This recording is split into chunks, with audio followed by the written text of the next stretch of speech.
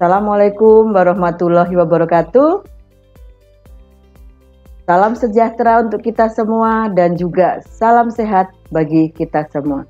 Tabik pun, pada hari ini alhamdulillah kita bertemu lagi untuk melanjutkan topik sebelumnya terkait dengan perencanaan hutan di Indonesia yang sesuai dengan kebijakan kehutanan Undang-Undang 41 tahun 99 tentang pembentukan wilayah pengelolaan hutan dan juga penyusunan rencana kehutanan.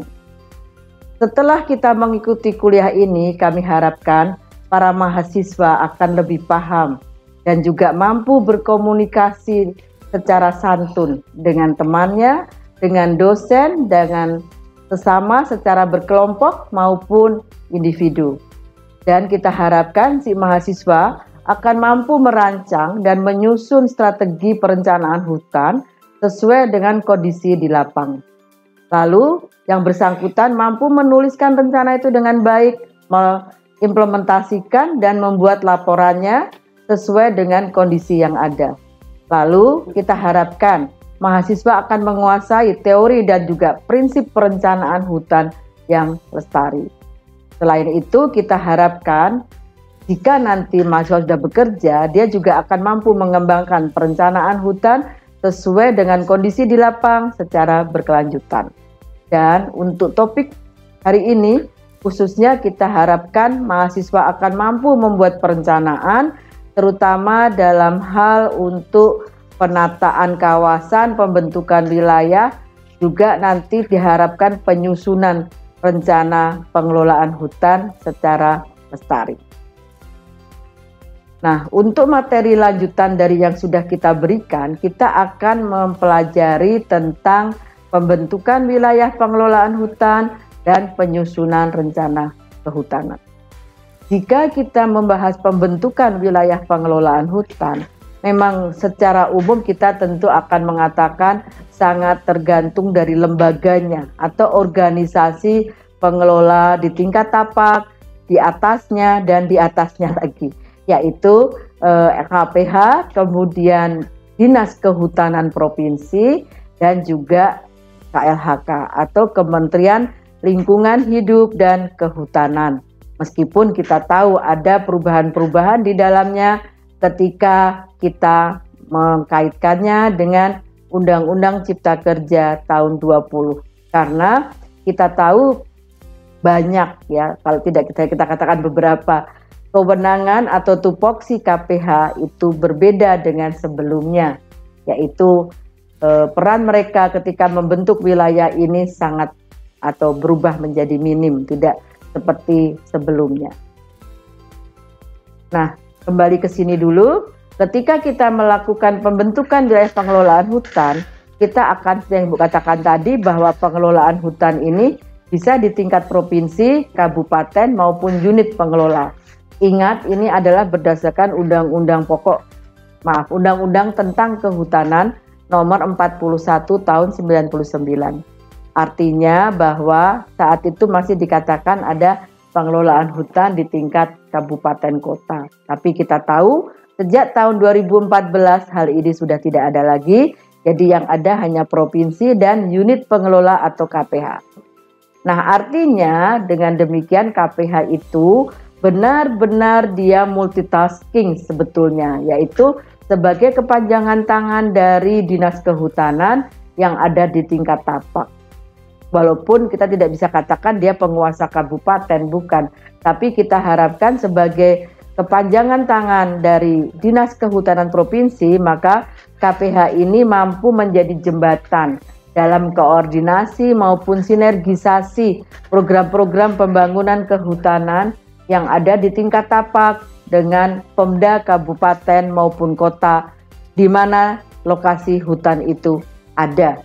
Jadi kita harus tahu bahwa kalau kita mengatakan itu KPH dan dia itu akan melakukan pembentukan wilayah atau dia akan berperan dalam pembentukan wilayah, walaupun perannya sekarang sudah menyusut, tapi kita harapkan dia akan mempertimbangkan karakteristik lahan, tipe hutannya, fungsi hutannya, kondisi di daerah tersebut bagaimana dan juga dasnya, sosial budaya ekonominya, kelembagaan masyarakat, termasuk bagaimana kondisi masyarakat hukum adat dan juga administrasi pemerintahan. Jadi misalnya kalau kita tahu mungkin ada suatu sungai yang kita tahu dia ada di antar kabupaten, satu das. Jadi dasnya satu tapi mungkin dia bisa melewati 3 kabupaten atau lebih atau bahkan lebih dari satu provinsi. Itu perlu menjadi pertimbangan ketika kita membuat atau membentuk wilayah pengelolaan hutan. Seperti halnya ketika pertama kali kita akan mempunyai program pembentukan KPH-KPH itu. Jadi pada saat dibentuk KPH tidak otomatis ya Pemda ingin ini langsung bentuk itu gitu ya. Kayak Allah lakum dinukum nggak bisa. Jadi tetap harus ada verifikasi dan sebagainya dari Jakarta, kemudian diputuskan dan ditetapkan oke, misalnya Lampung ada 15, kemudian Provinsi A ada berapa, Provinsi B ada berapa. Sesuai dengan usulan tapi setelah hasil verifikasinya. Jadi usulannya diterima atau tidak itu bukan otomatis, jadi ada verifikasi. Lalu setelah itu pembentukan wilayah ini pun kita tahu bahwa ketika kita melakukan pembentukan wilayah hutan ini pada saat itu karena undang-undang kita belum terbit Cipta Kerja ya, jadi kita masih pakai undang-undang yang lama di mana minimal kita mempunyai 30% itu merupakan das atau hutan yang memang harus dilindungi di suatu wilayah ya gitu. Dan ternyata hal ini tidak muncul lagi ketika Undang-Undang Cipta Kerja, sehingga pertimbangan ini akan berubah ya menjadi lain, yaitu kita menunggu adanya suatu perhitungan atau analisa dari Kementerian LHK bahwa Provinsi A itu berapa persen tutupannya yang diperlukan, Provinsi B berapa, akan bervariasi. Jadi setiap provinsinya beda-beda, tidak seperti yang lalu semuanya 30%. Lalu selanjutnya ketika kita melakukan pembentukan wilayah ini, kita juga bisa mengacu pada pedoman pinjam pakai kawasan. Ya. Karena membentuk wilayah itu bisa dia benar-benar merupakan tadinya perkampungan, kemudian akan dibuat hutan atau sebaliknya.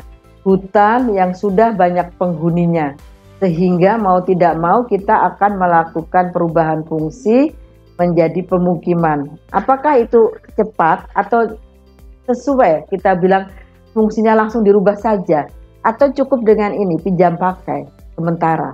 Nah silahkan, jadi seperti ini.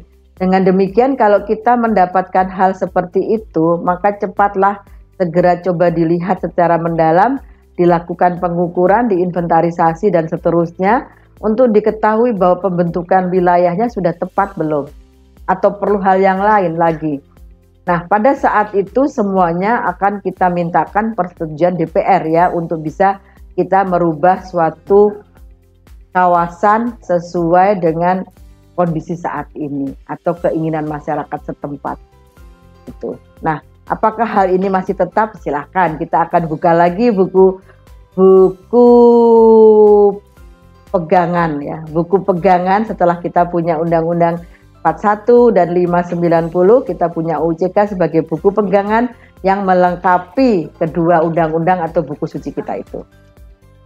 Lalu bagaimana untuk hal terakhir seperti yang tercantum dalam undang-undang kita? Sebelum ke sini seperti yang ungkapkan ya tadi untuk pembentukan wilayah tadi peran KPH penting sekali. Jadi walaupun mungkin kita sama-sama mengetahui bahwa ada banyak penurunan kewenangan dari KPH berdasarkan UUCK, tapi di lapangan kita buktikan masih sangat diperlukan. Nah, itu harus bagaimana? Nah, mudah-mudahan ada perubahan-perubahan dalam PPPP-nya ya. Jadi paling tidak memang akan sulit jika kita katakan akan merubah undang-undang lagi. Sulit, mahal, lama, belum tentu disetujui pula, ya kan? Jadi mungkin ada baiknya kebijakan apa yang bisa segera mungkin kita revisi, kita adendum, kita usulkan agar kewenangan KPH bisa kembali ke semula. Kewenangan KPH memang benar-benar seperti yang diperlukan. Jadi saat ini bisa kita ketahui banyak sekali sahabat-sahabat KKPH mengatakan, Bu, kami itu harus banyak melakukan kegiatan di lapangan, diminta ini, diminta itu.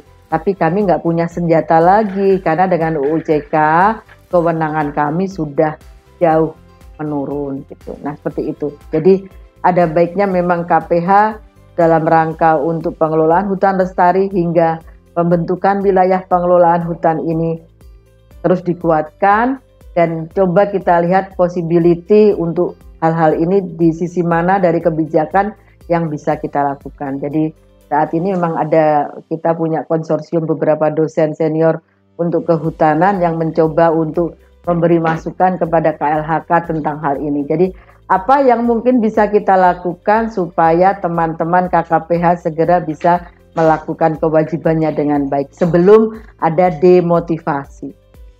Ya, berikutnya yang terakhir dari perencanaan hutan jika kita sesuai dengan undang-undang adalah penyusunan rencana. Jika kita membahas penurunan rencana dalam bidang kehutanan, tentu kalau KPH itu bisa kita katakan adanya RPHJP, ya, Rencana Pengelolaan Hutan Jangka Panjang. Kita tahu bahwa penyusunan ini bukanlah hal yang mudah, bukanlah hal yang bisa dilakukan dengan cepat, atau dengan dilakukan oleh KPH itu sendiri, karena harus dilakukan oleh banyak pihak, banyak latar belakang ilmu, membutuhkan waktu, dana, dan sebagainya yang luar biasa. Jadi pada saat kita punya KPH, di mana pemerintah meluncurkan program KPH model, sehingga kami para akademisi diberi kesempatan untuk mendampingi para KPH itu dalam menyusun RPHJP-nya.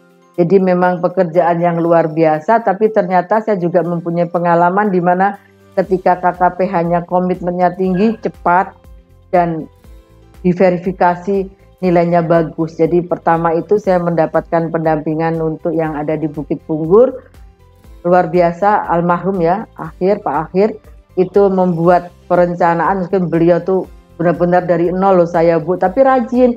Setiap masukan dari saya langsung kita kerjakan, kita cocokkan dengan pedoman, terus begitu. Jadi ketika itu disubmit ke Jakarta, ketika itu masih ada di Jepang, dia menghubungi by email. Bu, alhamdulillah RPHJP kita disetujui, skornya cukup tinggi.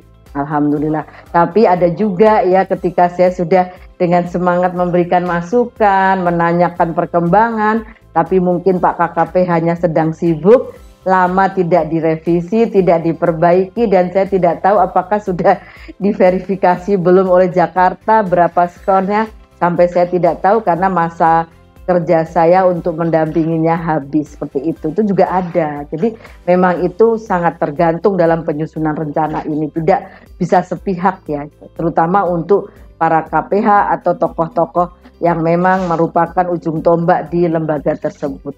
Lalu berikutnya juga kita tahu lingkungan juga berpengaruh, dalam arti ketika kita menyusun itu juga ada data-data lingkungan maupun data-data sosial masyarakat yang harus kita masukkan. Jadi tidak hanya hasil kita survei lalu kita masukkan, tidak, tapi ada analisa hasil atas survei yang cukup panjang yang mana kita harapkan itu sesuai dengan kondisi di lapangan. Lalu juga kita harapkan dalam perencanaan itu nanti lengkap ya petanya ya, ada peta kontur, ada peta geografis, ada peta tanah, jadi macam-macam peta dalam perencanaan itu. Jadi suatu ketika kita membahas tentang pengembangan agroforestry untuk suatu lahan, bisa kita overlay peta-peta tersebut. Oh ternyata jenis tanahnya seperti ini, kelerengannya seperti ini, kemudian sosial masyarakatnya seperti ini, berarti yang tepat seperti ini, gitu ya. Jadi itu diperlukan sehingga jangka waktu perencanaan itu memang kita harapkan jangka panjang. Tidak mungkin kita merubah suatu wilayah dengan cepat, tidak mungkin merubah perilaku maupun kondisi sosial itu secara cepat, seperti itu. Nah, juga dikatakan dalam undang-undang itu bahwa untuk lebih detail ada peraturan tersendiri memang untuk menyusun ini, yaitu pada PP nomor 6 tahun 2007. Jadi dalam peraturan ini bisa kita lihat apa saja yang harus kita tampilkan dalam menyusun perencanaan ini, karena juga termasuk di dalamnya cara memanfaatkan agar hutan itu tetap lestari. Demikian dari topik kuliah kita hari ini. Dua hal adalah tentang penyusunan rencana, kemudian juga kita harapkan awal tadi adalah tentang bagaimana penyusunan itu dilakukan secara valid sesuai dengan kondisi di lapangan. Dan juga sesuai dengan rencana pengelolaan jangka panjang menengah di wilayah tersebut. Jadi jangan sampai pengelolaan hutan ini tidak sinergi dengan pengelolaan yang lain. Demikian betapa pentingnya perencanaan hutan untuk dalam menentukan kelestarian hutan sesuai dengan fungsinya, mempertimbangkan aspek sosial, ekonomi maupun ekologi. Saya tutup kuliah hari ini. Terima kasih. Wassalamualaikum warahmatullahi wabarakatuh.